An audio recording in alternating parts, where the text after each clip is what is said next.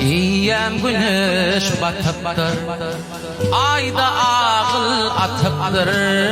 Kara golcu serdarım, süycü uqa batıptır. Günler aylara bakar, aylar yıllara bakar. 18'ni dolur, serdarım ata çıkar.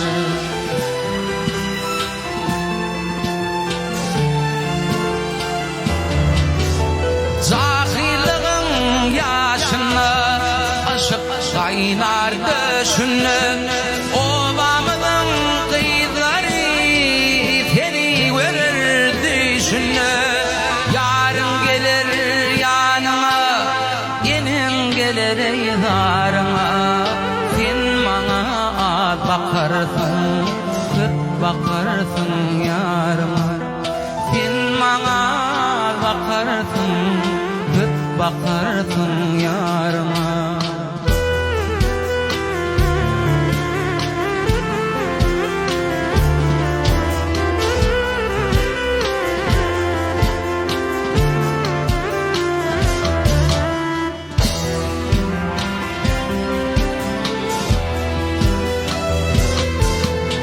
Malın gönlü yağdırdı, lalın gönlü tüldürdü.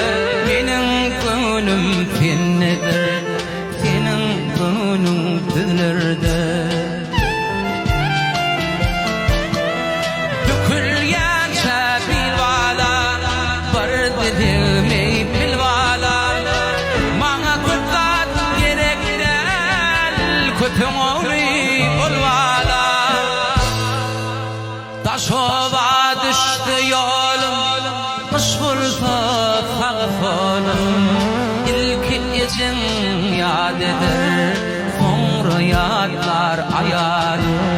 İlk inime yad eder, sonra yadlar ayarım.